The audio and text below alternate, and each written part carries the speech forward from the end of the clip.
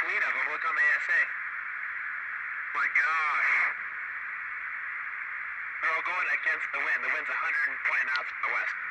Look at that thing, dude.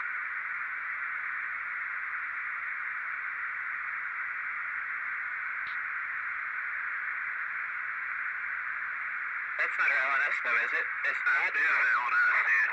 Well, if there's like... Look at that thing. It's rotating. So what you've just seen is footage from 2004, I guess it was released in 2009, of a naval aviator encountering, or a group of naval aviators encountering a group of supposed UFOs, and in the video you see it looks like it's on its HUD, what looks to be some kind of unexplainable object, and they said in the thing it's about the size of an airline. Anyway, we're going to go down a little bit of a rabbit hole in the paranormal instead of doing political stuff at the moment, because this is pretty interesting, especially for your conspiracy theorist.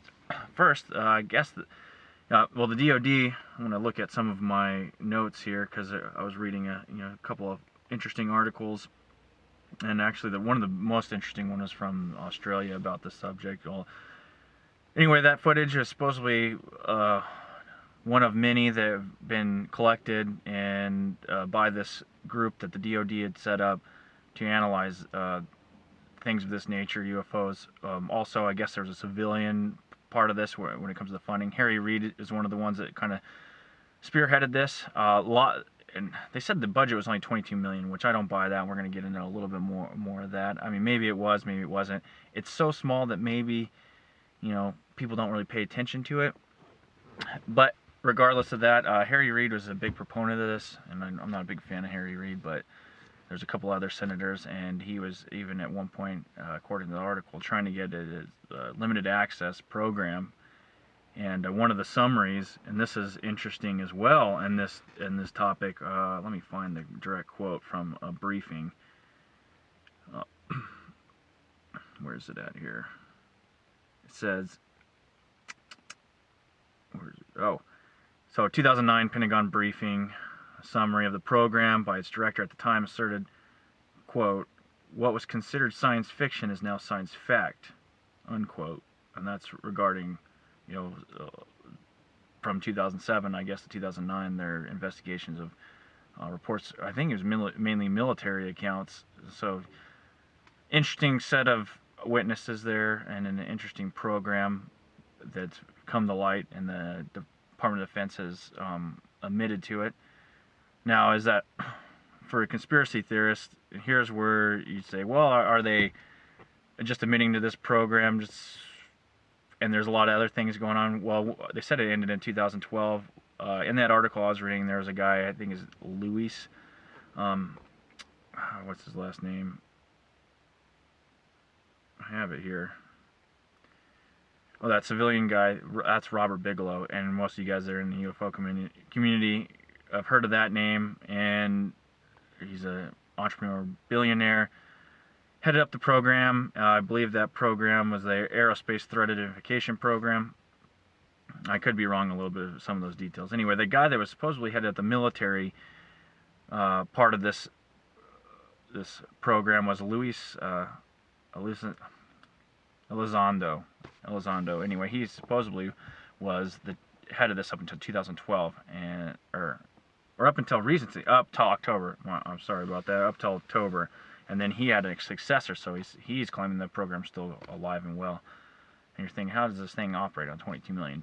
Well, here we go to the politics thing, and this is scary in a number of records. In the last few months, I think this has come out, it's actually last year. So Mark Skidmore from MSU, Michigan State University, he actually started doing pretty much an audit on two areas of the government, which is the defense budget and HUD. And he was going out there to disprove another person, and man, I can't never remember her name, but I mean, you guys probably know who she is.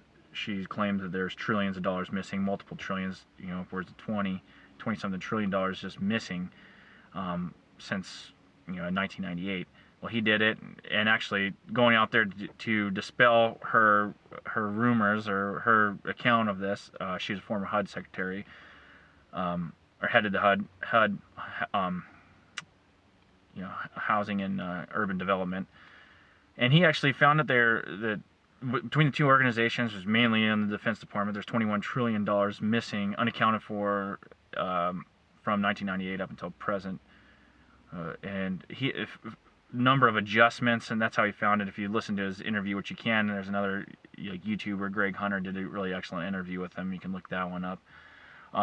But he does accounting for a lot of government agencies and businesses and whatnot. So he piled through this and he noticed all these adjustments and weird adjustments. I mean, usually you're only off, a certain 1% or whatnot, but they were talking about multiple billions and here and there, and it added up to about $21 trillion. And if you're a conspiracy theorist, this is where your black budget comes in. $21 trillion unaccounted for. This money is out there somewhere. Government, mainly the Defense Department, God only knows where it is.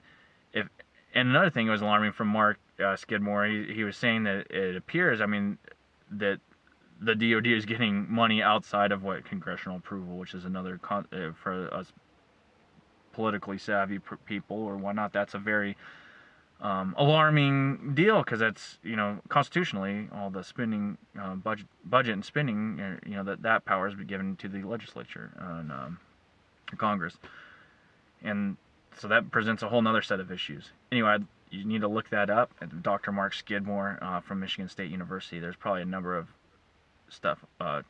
number of videos on him and in literature recently, because it's been fairly big news, not really picked up on the mainstream media. But anyway, I have the feeling that a lot of this possible UFO and more, I guess, X-Files type programs are run through this money, and then there's probably just a lot of wasted. There's always those stories of C-130s full of money that just get go to who knows where. Anyway, more on that program.